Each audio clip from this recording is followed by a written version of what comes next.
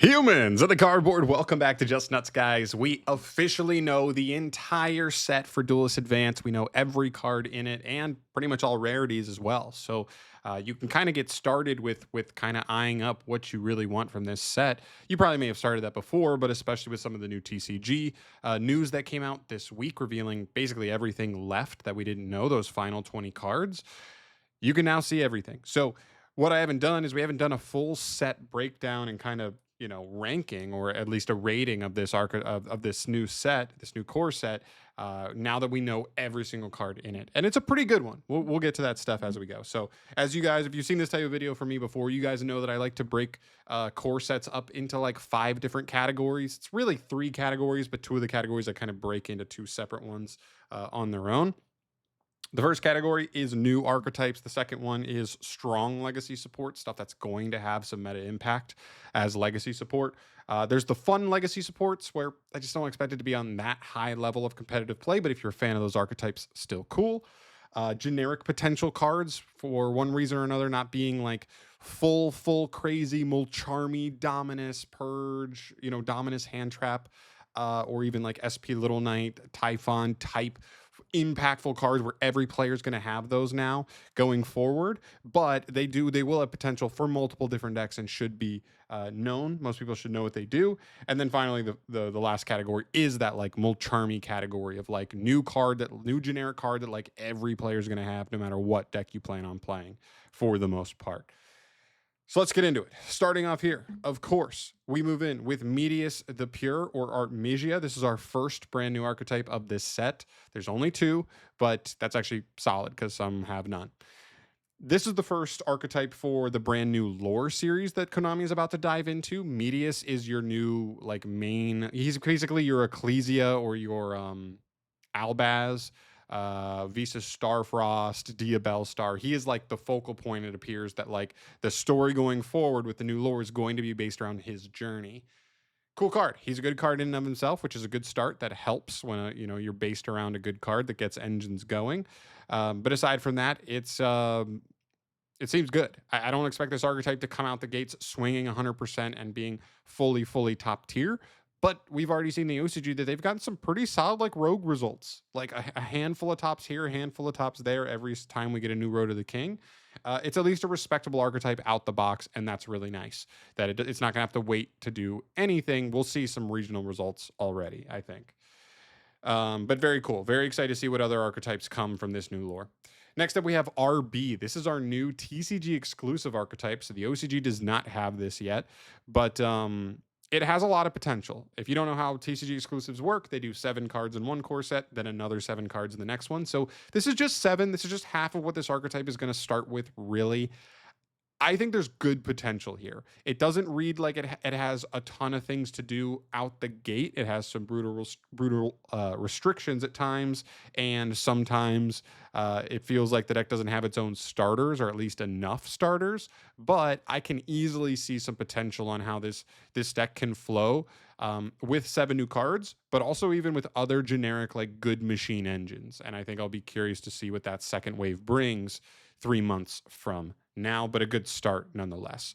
For that category, I'd probably give it like a 7 out of 10. You have 2 archetypes that I think already have like, competitive potential. They're not top tier, but considering one is only half of the archetype so far anyway, and the other one we know is going to get a bunch of support down the line, I think you got to give them respectable marks, even if they're not like crazy right out the box. So I'll give them a 7 out of 10. I still think that's solid for that category. Next up, we move to our strong legacy support. This is all the support I expect to have some sort of impact on the metagame. The first one is Utopia.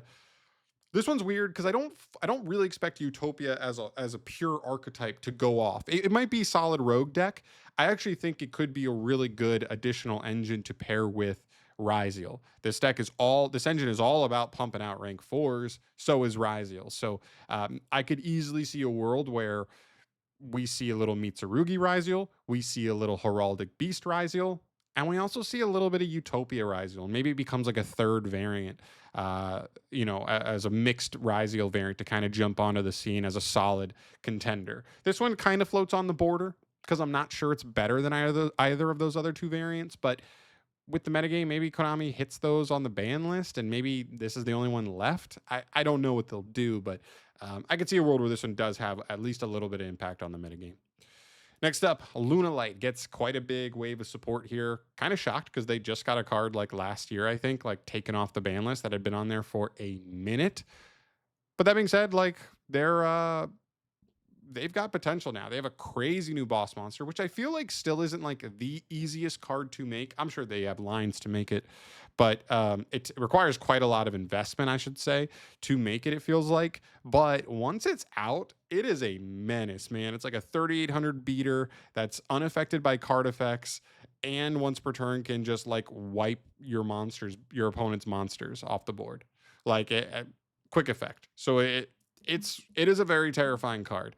Very curious how Lunaite comes out the gate. It wasn't like top tier in the OCG and hasn't been, but it looks like it's floated around that high rogue or even tier 2 for them. So I'm curious where they end up coming out here at the end when it's all said and done.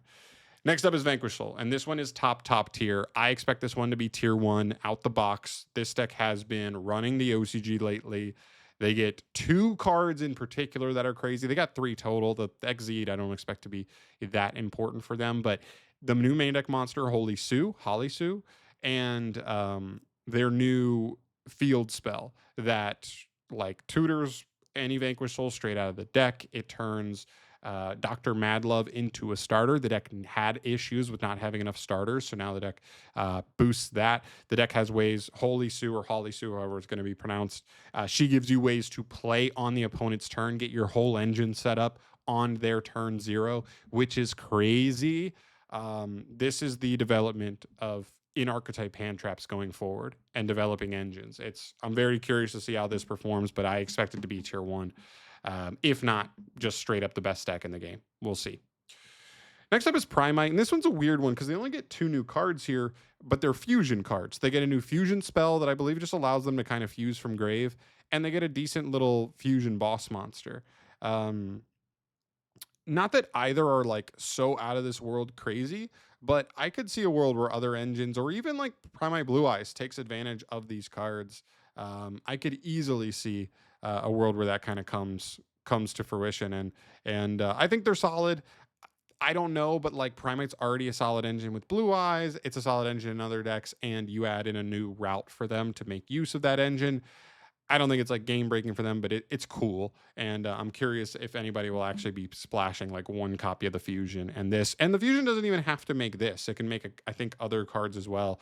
I think you just have to use a normal monster as material. So as long as there's something generic enough, there could be a world where that's getting used for something else as well. Just keep that in mind. And our final for the new strong legacy supports is Sky Striker. They get 2 brand new cards. They get a quick play spell, Lemniscape. It's a solid interruption. I think overall it's a higher ceiling interruption than something like a Widow Anchor, although a Widow Anchor I think is going to be more reliable overall. But it's a nice addition, and it gives you more variety in the way that you're able to end on different interactions.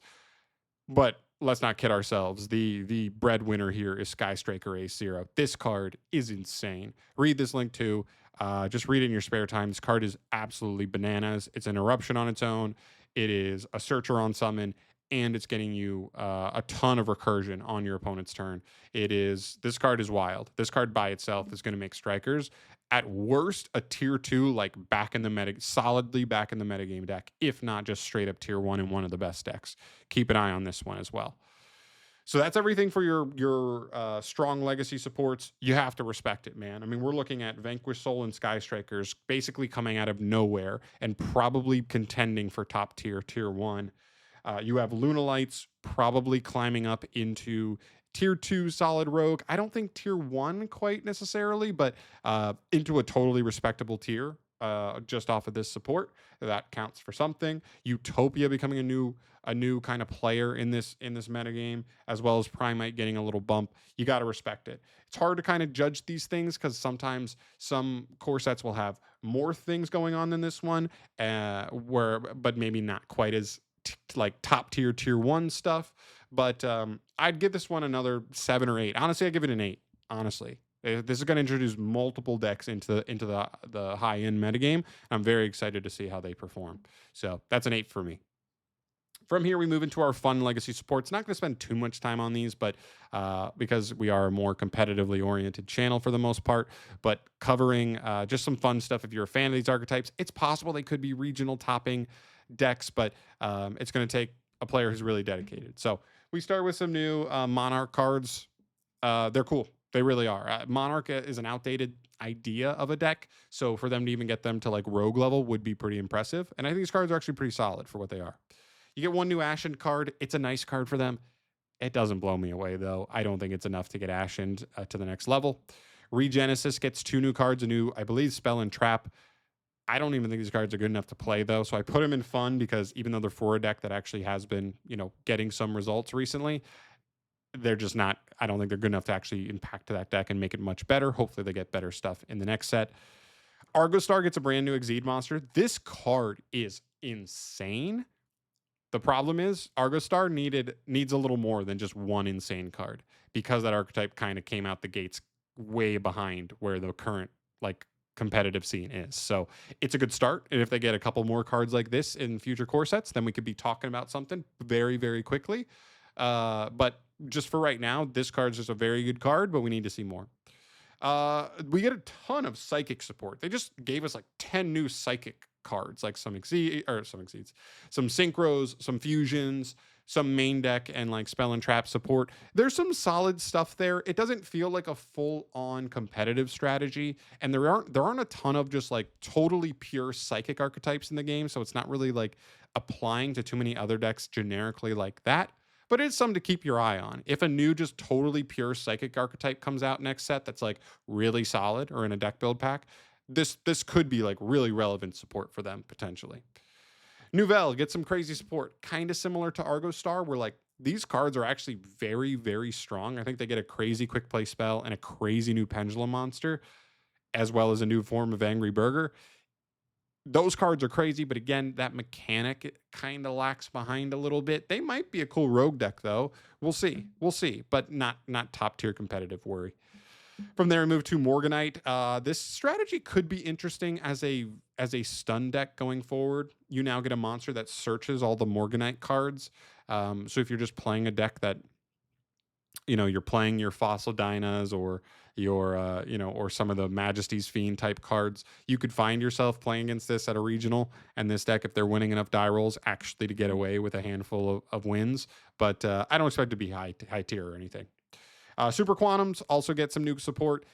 This stuff is fine, but again, if they're not making King Magnus their big Exceed monster, it feels like this deck doesn't have a win con. It's either make that or lose the game. And so unless they get another win condition or just get so much crazy engine support that they are making him every single time, I have a hard time seeing them actually competing on that highest level. But again, maybe a rogue deck. We'll see. A new Kaiban card, new Blue Eye support card. I put it here kind of for the same reason Regenesis is, even though Regenesis is a totally relevant deck for the metagame right now. I don't think this card gives Blue Eyes enough. I really don't see Blue Eyes steering off the way they've been playing the deck more recently because of this card. Some people have said have said it's a fun idea, but I'm just not totally convinced that this card is good enough to play it as like a new starter card for them. Maybe it will, but for me, I'm keeping it down in the fun category. Tistine also gets 1 card here. Again, similar to Ashen. It's a nice card. It's not enough. They need more. And Flame Swordsman, same thing. Really phenomenal card. This is like a lone Fire Blossom that doesn't take your normal summon and lets you like Foolish Burial something from extract as cost. It is a very, very powerful card, but it's Flame Swordsman support. So until we get better, more Flame Swordsman stuff, he's just a nice card for them. This category is always so hard to judge just because they're in the like less relevant category. So like you don't want this category to be crazy because that means there's more less relevant stuff and not as much super relevant stuff. So that one we won't worry about giving a score for now, but just making you aware of those things. From here, we move to our generic potential cards. These are the cards that for one reason or another, whether it's they apply to a couple different decks, but not like a massive different decks. It falls into this category of having potential, but not necessarily like guaranteed banger, everybody's going to have it type card, as well as maybe it's just quite not that level of strength that doesn't find it all the way up there. There's a bunch of them. So let's get into it. This is a big category. So we start with 3 new extra deck monsters that are all supposed to be indirect support for our deck build pack Justice Hunters, which is really funny because we haven't even gotten that deck build pack yet. We're getting these cards first. This card has good synergy with the new Dragon Tail archetype. It's a good card. It's actually a very scary floodgate. If you play either a dragon deck or a spellcaster deck, this card can just lock you out of the game. So be very careful of that. It's a very scary card for that reason, but it also makes for an interesting super poly target. Keep it in mind. Valon, the Super Psy Sky Blaster. This card is supposed to pair with Canine or any deck that really makes rank 5s pretty easily. It's a pretty good card. He's kind of like a walking Book of Moon as a rank 5 with some other bonuses as well.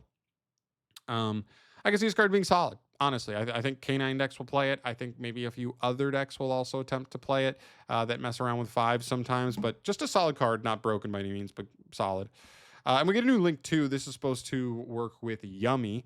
Yummy can make this card pretty easily. This card does require 2 light monsters, including a beast, so it is not really that generic, but Yummy's going to make it. Potentially, like Ancient Fairy Dragon decks can make it. It's pretty good. It lets you just add any quick play spell in your grave back to hand on summon. That's already good. Like, that could be really good, especially if you're playing a deck that has access to like quick play spell starters. Use them early, get them back, reset them, use them on the opponent's turn, go off from there. Very, very cool card for sure. All right, moving on. The Starham. This is like a new, good synchro climbing card on summon. It's reborning something, and then it's also allowing you to like continue synchro climbing. It's a good card. It actually could see play in a couple different decks, including the Yummy archetype as well.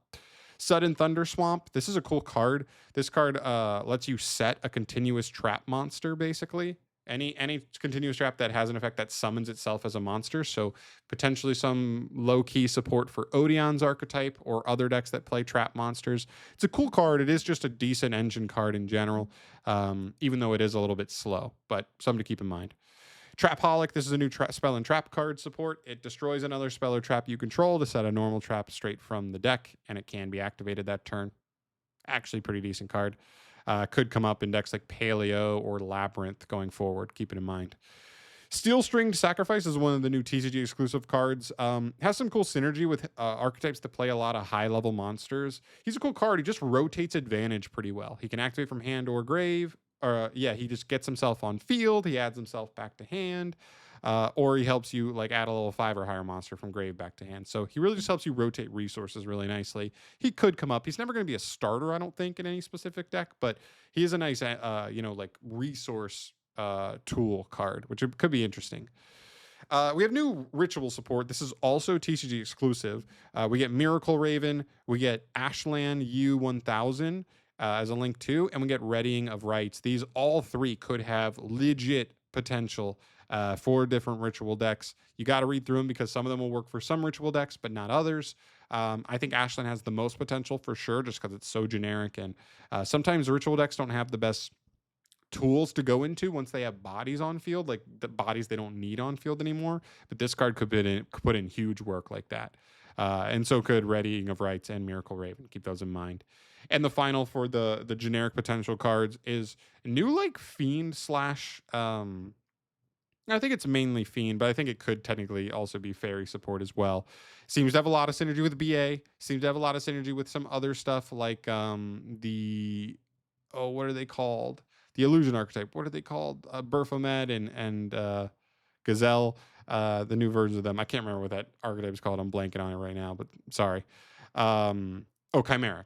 There you go. But we get 3 new cards. It's a new little fusion engine where like this card, when it's sent to the graveyard, can add the spell, and the spell just lets you fuse into any fairy or fusion, fiend or fairy fusion monster by shuffling cards from grave back into the deck. So very efficient fusion summoning.